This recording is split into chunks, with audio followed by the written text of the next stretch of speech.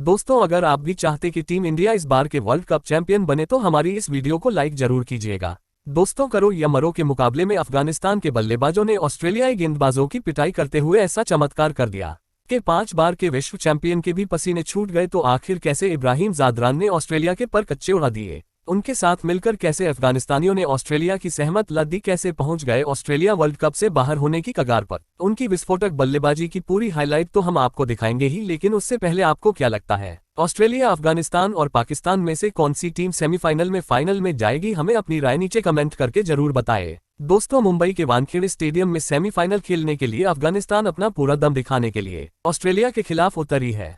यह मुकाबले उनके लिए करो या मरो का था, इसलिए हर तो उन्हें बर्दाश्त ही नहीं हुई। लेकिन हर कोई हैरान तो तब रहेगा जब अफगानिस्तान के कप्तान ने टॉस जीतकर पहले बल्लेबाजी करने का फैसला कर लिया। अपनी टीम को तूफानी शुरुआत दिलवाने के लिए रहमतुल्लाह गुरबाज के साथ इब्राहिम ज़ादरान की जोड़ी मैदान में कदर मचाने के लिए उतरी। उनके आगे ऑस्ट्रेलिया के गेंदबाज तबाही मचाने के लिए खड़े हुए थे, लेकिन शुरू से ही ये दोनों खिलाड़ियों ने आक्रामक रूप अपनाना शुरू कर दिया। उनकी विस्फोटक बल्लेबाजी देखकर ऐसा लगा कि उनके सिर पर आज खून सवार है। 6 ओवर में उन्होंने एक के बाद एक चौके की बरसात करते हुए अपनी टीम को 30 रन तक पहुंचा दिया। उनकी ऐसी खतरनाक शुरुआत की उम्मीद ऑस्ट्रेलिया ने बिल्कुल भी नहीं की थी। शुरू में उनके विकेट चटकाने के प्लान पर इन दोनों बल्लेबाजों ने पानी फेर दिया। खास तौर पर तो रहमतुल्लाह गुरबाज गेंदबाजों की जमकर पिटाई कर रहे थे। वो एक अलग ही मूड में थे, लेकिन उनका अंदाज ज्यादा लंबा नहीं चल पाया। 8वां ओवर लेकर आए जोश हेजलवुड ने गुरबाज को अपनी जाल में फंसाकर अफगानिस्तान को पहला झटका दिया। वह 25 गेंद पर 21 रन बनाकर पेवेलियन लौटे। उनके आउट होने के बाद आप बल्लेबाजी करने के लिए मैदान में रहमत शाह आ चुके थे।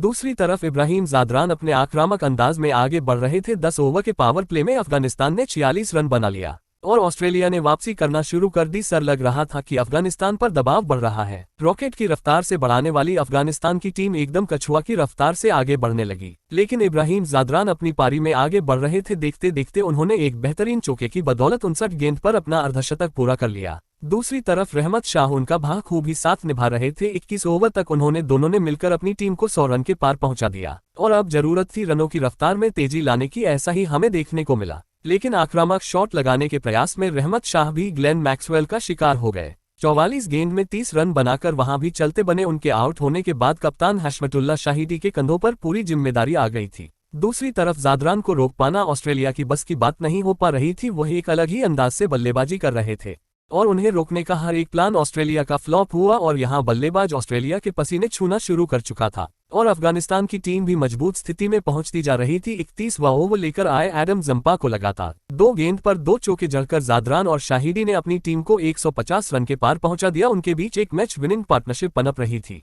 और ऑस्ट्रेलिया किसी भी कीमत पर विकेट की तलाश में थी और ये दोनों मुकाबले को ऑस्ट्रेलिया से काफी दूर ले जा रहे थे। इसीलिए उन्होंने अपने सबसे खतरनाक गेंदबाज मिचेल स्टार्क को गेंद थमाए और आते ही कमल भी कर दिया। 43 गेंद में 26 रन बनाकर खेल रहे हशमतुल्लाह शाहिदी को उन्होंने पवेलियन की राह दिखाई, लेकिन इब्राहिम ज़ादरान को रोक पाना उनके बस की बात नहीं थी। ये खिलाड़ी ऑस्ट्रेलिया के अकेले ही छक्के छुड़ाने लगा हुआ था। उसके बाद उनके साथ निभाने के लिए अज़मतुल्लाह उमरज़ई आए और उन्होंने आते ही एक के बाद एक 2 खतरनाक चौके भी लगाए, लेकिन ज्यादा देर तक वह बैटिंग नहीं कर पाए। वह 18 गेंद में केवल 22 रन बनाकर एडम जंपा का शिकार हो गए। चौथे विकेट के बाद तो खुद मोहम्मद नबी को बल्लेबाजी करने आना पड़ा और इसी बीच जोश हेजलवुड की गेंद पर इब्राहिम ज़ादरान ने वह कर दिखाया जिसका हर कोई सपना देखा है। जी हां, वर्ल्ड कप में शतक झाड़ने वाले वह इतिहास के अफगानिस्तान की तरफ से पहले बल्लेबाज बने हैं, जिसके बाद उनके यहां बल्लेबाजी को देखकर पूरे स्टेडियम ने खड़े होकर उनके लिए तालियां बजाए। इस दौरान उन्होंने बेहतरीन चौके भी लगाए थे। शतक पूरा होने के बाद ही वह ऑस्ट्रेलिया पर कहर बनकर टूट पड़े। एक बेहतरीन छक्का उन्होंने एडम जंपा की गेंद पर लगाया।